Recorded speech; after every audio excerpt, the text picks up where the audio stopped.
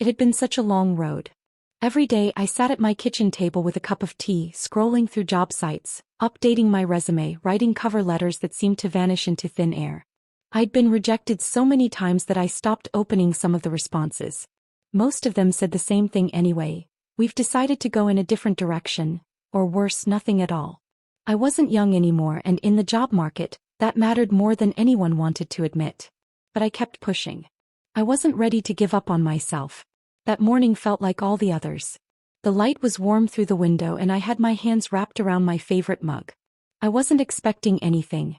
So when my phone buzzed, I looked at it casually, probably another spam email or an update from one of the job portals. But it wasn't. It was real. My eyes widened as I read the subject line again. Interview invitation. I clicked it open so fast my hands shook. We would like to invite you for an in-person interview this Friday at 11 a.m. I blinked twice to make sure I wasn't imagining it. It was from a company I deeply respected. One of those firms that valued people, that actually invested in their employees. It wasn't just a job. It was a place where I could see myself growing, where I could finally stop worrying about how to pay next month's bills. The role was in HR, something I had experience in, something I genuinely loved doing. Helping people. Solving problems. Being part of a team. I sat back in my chair and just breathed for a moment. My chest felt tight from the excitement. I smiled. I laughed. And then, without warning, tears started rolling down my cheeks. It had been so long since I felt this seen. This wanted. Just then the phone rang. It was my mother. I wiped my eyes and picked it up, still smiling. Hello. Sweetheart, she said brightly, just a reminder. Your sister's big day is this Friday. We're so excited. We need you here early to help set everything up. And that's when my heart dropped. Friday. 11 a.m. The exact same time as the interview. I didn't say anything right away. I just listened as she kept talking about flowers, guests, the dress fittings. I wasn't even surprised, really. It always seemed like my life paused when it came to my sister. Her world moved forward. Mine always had to adjust. And now, on the one day something was finally going right for me, it was clashing with her wedding. I sat there for a long time after hanging up. I didn't even move. My phone screen had gone dim, but I kept tapping it to light it back up, rereading the interview email over and over. I was so close. After all this time, I finally had a chance. And yet, Amanda's wedding was the same day. Same time. And she wouldn't understand if I told her I couldn't make it. Amanda had always been the one who everyone hovered around. From the time we were kids, it was clear. She was the pretty one, the smart one, the one Mom and Dad couldn't stop talking about. Every dance recital, every award, every breakup, the family revolved around her. I never blamed her for it, but I noticed. Always. I was the quiet one, the responsible one, the one who didn't cause trouble. The one who handled things on her own. And maybe that's why it didn't even feel like a choice. I sighed and opened the email reply box. My fingers hovered over the keyboard, but I typed it quickly before I changed my mind. Thank you for the opportunity. Unfortunately, I won't be able to attend the interview due to a prior commitment. I truly appreciate your consideration. I read it once, then hit send. Just like that, it was gone. The opportunity, the dream, the open door, I had closed it myself. I didn't cry. Not then. I just stood up, grabbed my purse and started getting ready. I didn't have much gas in the car, but I scraped together a little cash from the drawer in the kitchen and headed out. 5 hours of driving across towns and winding roads, through traffic and silence. I tried not to think too much. Just focused on the road. When I finally arrived, it was late afternoon. The venue was a big garden space lit with fairy lights and swaying fabric decorations. People were smiling, moving around with wine glasses, dressed in expensive clothes, taking pictures in little photo booths. I parked my car on the far end of the lot and walked in. No one noticed me at first, which didn't surprise me. I went around the side to where the family was gathering and getting dressed. Amanda was there, surrounded by stylists and friends, fluffing her dress, adjusting her makeup, laughing over something on her phone. She looked like a bride in a movie, flawless, glowing, perfect. She glanced at me for a second. "Oh, you made it?" she said, almost like I was unexpected. "Okay, fine. Just stay out of the way. The planner's been told everything." I opened my mouth to respond, but nothing came out. I just nodded, trying not to let the words sink in too deep. I kept busy. Helped an old uncle to his seat. made sure the flowers were in the right places, helped carry a few last-minute boxes into the tent. I didn't rest. I didn't sit. I kept moving. And through it all I told myself, this is what family does. You show up. You sacrifice. But deep inside something was beginning to feel different. Like a quiet voice whispering that maybe, just maybe, this wasn't how it was supposed to be. That morning I tried my best to look nice. I didn't have fancy makeup or a new dress like most of the women who would be attending, but I made sure everything I wore was clean and ironed. I pulled my hair back neatly and even put on a little bit of lipstick which I hadn't worn in months. My shoes were old and they pinched the back of my heels, but they were the best pair I had. I wanted Amanda to feel proud to have me there. I wanted to be part of something special. I reached the venue earlier than anyone else. The dew was still on the grass. I greeted the staff politely and offered to help. I helped reset the chairs because they had shifted overnight in the wind. I placed candles on the tables, fixed table runners, and even helped rewrap a few napkin holders that had come undone. No one asked me to. I just wanted to help. I wanted everything to be perfect for Amanda. It was almost time for the ceremony to begin when I made my way to the front entrance where guests were being welcomed. There was a woman in her early 20s holding a clipboard and checking names. I smiled at her, trying to be friendly. "Hi, I'm the bride's sister," I said softly, already scanning the room to spot someone familiar. She looked at the paper in front of her, then back at me. Her eyebrows furrowed slightly. "I'm sorry," she said, "I don't see your name here." I gave a nervous laugh. "That's funny. Amanda must have used my full name or something. Could you double-check?" She nodded and flipped a few pages. Then without saying anything she walked away and went inside, probably to find the wedding planner. I stood there alone, feeling the curious stares of a few guests who were lining up behind me. I tried not to look around too much, but my cheeks started to burn. The planner came out a minute later, walking slowly toward me. She wore a headset and carried a small notepad. She didn't smile. "I'm sorry," she said in a low voice. "Amanda said you're not on the official list." She was very clear about that. Only selected guests and immediate family were invited to the reception area. I blinked at her. "I am immediate family," I said, trying not to raise my voice. She hesitated. "I understand. But I've been told you'll need to wait outside. We're about to start the photo session and the seating's already finalized." She spoke like she was trying to be polite, but her eyes were already shifting to the next issue she had to handle. I didn't say another word. I just stepped aside. I walked out of the entrance and stood there on the edge of the lawn. I could hear the soft music from inside. Laughter. Someone making a toast. Glasses clinking. I could see glimpses of the guests through the tall windows, dancing, posing for pictures, smiling. I pulled out my phone and called Amanda. No answer. I tried Mom. A minute later she sent me a text. "Let's talk later. Don't create drama." That text cut deeper than anything. I sat down on a stone bench near the bushes. I kept my eyes on the grass, trying not to cry. But the tears came anyway. I had given up a chance at a new life. I had sacrificed something important, something that meant a lot to me. And I thought that would be enough. That family would see me, appreciate me, include me. But in that moment I felt like I didn't belong. Not even to them. I didn't wait for the reception to end. I didn't try to catch a glimpse of Amanda in her wedding dress or sneak a plate of food or say goodbye to anyone. I simply walked back to my car, got in and drove. It was dark by the time I reached the highway. The silence inside the car was heavy. I didn't turn on the radio. I didn't call anyone. I just drove mile after mile, headlights stretching into the night, the hum of the tires against the road almost like a lullaby for the broken. No one called to ask where I had gone. No one texted to check if I got home safely. Not even my mother. When I got back to my apartment I didn't cry. I think I had already used up all my tears in the parking lot outside the venue. Instead I changed into my pajamas, made a cup of tea and sat by the window staring out into the quiet night. The days that followed were even quieter. I tried not to look at social media, but eventually curiosity won. Amanda's wedding was everywhere. Smiling faces, clinking glasses, fancy cakes, speeches under fairy lights.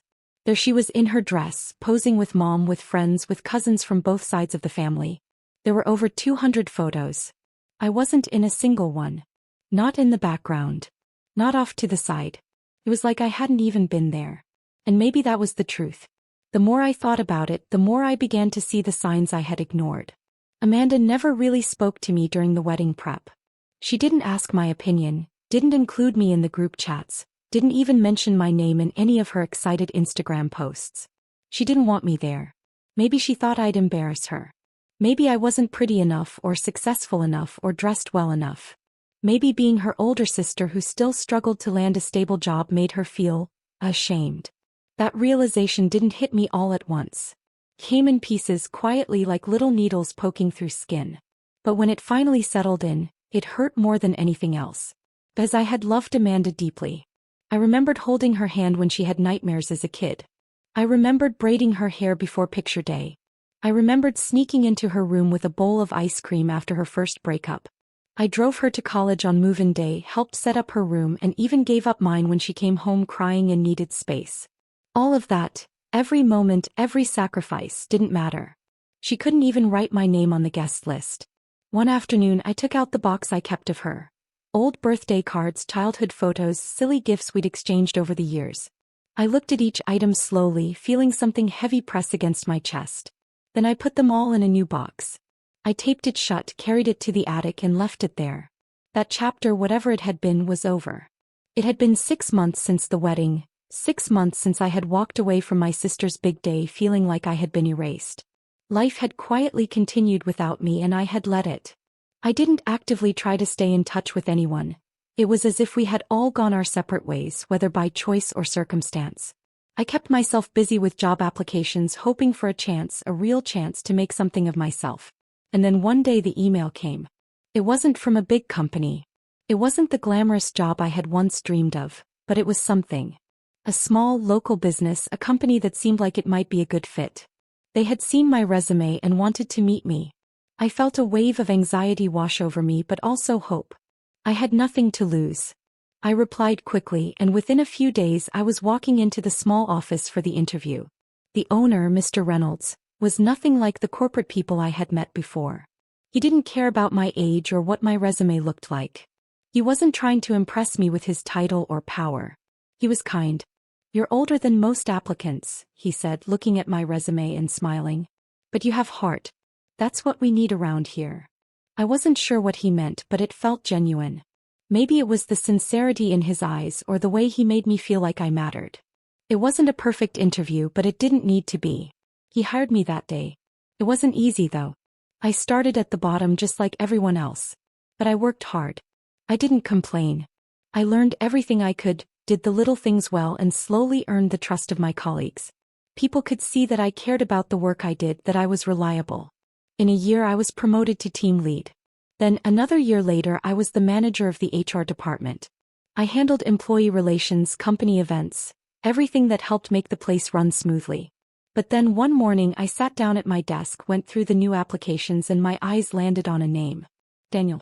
I stared at the resume for a moment, trying to make sure I was seeing it clearly. It was him. My sister's new husband. Daniel had applied for a position at the company. He had been laid off from his last job, the resume said, and now he was looking for a fresh start. There was a part of me that wanted to throw the resume out without a second thought, to reject him before even reading through it. After everything that had happened, after the way he had turned his back on me when Amanda married him, it felt like the right thing to do. But I didn't. I called him in for an interview. When he arrived, his face went pale. He didn't expect to see me, of course he didn't. He was fidgety, nervous, almost unsure of what to say. His answers were weak, hesitant, as if he hadn't prepared at all. His eyes darted around the room, never meeting mine for too long. He seemed uncomfortable, and honestly, it didn't feel like a good fit for the company. The interview ended and I knew what I had to do. "Thank you for your time, Daniel," I said, maintaining my professionalism. "We'll let you know." I didn't hire him. Not because I wanted revenge, I had moved past that. But because he wasn't the right fit. He wasn't ready for this job, and I couldn't afford to make decisions based on anything but what was best for the team. I realized then that I didn't owe him or anyone else anything anymore. I had come so far in the past year. I had worked hard to build my own future. And it felt damn good to know I was finally in control of my own life. A year passed since that moment I had decided not to hire Daniel. It was a strange year, full of growth and quiet reflection. Life, in its usual unpredictable way, kept moving forward, and I was finally learning how to move with it instead of holding on to old hurts. I had put my focus on the things that truly mattered: my work, my health, my own happiness. And it wasn't easy, but every step I took toward healing felt like a victory. Then one afternoon, when I was deep into my daily tasks at the office, I saw a familiar name pop up on my phone. It was Amanda, my sister. The call I had never expected to receive. Her voice on the other end was soft, hesitant, almost fragile. "Hey," she began. "I heard you're doing well. Mom told me." For a second my heart skipped a beat. It had been almost 2 years since we last spoke. Almost 2 years since I had been pushed aside at her wedding, since I had realized how little I meant to her. I had never imagined she would reach out, let alone apologize. But here she was calling me. I said, keeping my tone calm, almost distant, like a person who had moved on from the past and wasn't ready to revisit it. There was a long pause on her end, and then, almost as if she had built up the courage to speak, she said, "Can we meet?" I didn't respond right away. I wasn't sure if I wanted to. But then I thought about it. After all this time, I didn't have anything to lose. Maybe it would help me close this chapter for good. So I agreed. We met at a small cafe near my office the next week. Amanda looked different. Tired. Her smile didn't reach her eyes, and the confidence she had worn so proudly on her wedding day was now replaced with something more vulnerable. Something raw. She was the first to speak, and it was as though she had rehearsed what she was about to say. "I just wanted to say, I'm sorry," she said, her voice breaking a little. "For the wedding, and everything." I didn't interrupt her. I sat back in my chair watching her. I had always known this day might come. I had always wondered if she would ever apologize, ever realize what she had done. But I wasn't sure I was ready for it. "I know I hurt you," she continued.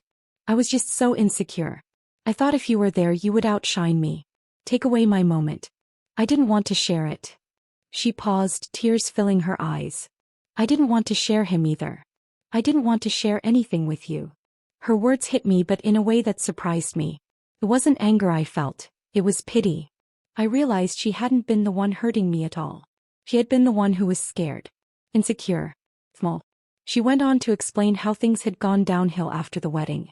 Daniel had lost his job. They were struggling financially. It felt like everything was falling apart, and she had to admit to herself that maybe she had made a mistake. She regretted pushing me away, regretted the way she had treated me. The story was one I had heard before in different forms. People often apologized when things got hard. When they realized the people they had wronged weren't as easy to forget as they had hoped. I listened quietly. I let her talk. But in my heart I knew the truth. The apology was for her, not for me. She needed to make things right for herself, not for me. When she finished speaking, I didn't say much. I sat there watching the steam rise from my coffee. I had spent so long waiting for this moment, wishing for it, but now that it was here, I felt nothing but emptiness. The wounds had long since healed. Finally, I paid for the coffee. I stood up, ready to leave. "I forgave you long ago," I said, my voice steady. "But I don't forget." She nodded, her face pale. He understood. He had to. I walked away from the cafe feeling lighter than I had in years. Not because of the apology, but because I realized I no longer needed it. I didn't need her to say she was sorry. I didn't need to relive the pain of that wedding or the years of silence. I had already moved on. And that was the best closure I could have ever asked for. In the years that followed, I learned something important. It wasn't just about what had happened with Amanda or even Daniel. It was about something much deeper. Sometimes the people you love the most will be the ones who hurt you the deepest. It's a hard truth to accept, but it's one that has shaped who I am today. And I realized something even more powerful. Sometimes the best revenge isn't shouting or fighting or trying to prove them wrong. No. The best revenge is moving on. It's rising above the hurt and continuing to live your life with grace, strength, and dignity. It's building a life so strong that their absence doesn't leave a hole anymore. You become your own foundation, your own support. I stopped going to family gatherings, but not for the reasons most people would think. It wasn't because I was angry. It wasn't because I held grudges. It was because I learned that peace is more valuable than fake smiles. I didn't need to force myself into situations where I had to pretend everything was okay. Instead, I found my own peace in solitude, in doing things that brought me joy, in staying true to who I had become. Today I have a job I love. I lead a team that respects me, and I wake up each day with a sense of purpose. My home, though simple, is filled with the things that matter. Books, flowers, peace. It's my sanctuary. And when I walk into a room now, I no longer hope to be invited. I no longer feel the need to prove that I belong. Because I have already arrived. I know my worth, and I don't need anyone else's approval to feel validated. I've created a life that is rich, not in material things, but in the love and respect I've earned for myself. That, in the end, is the greatest reward.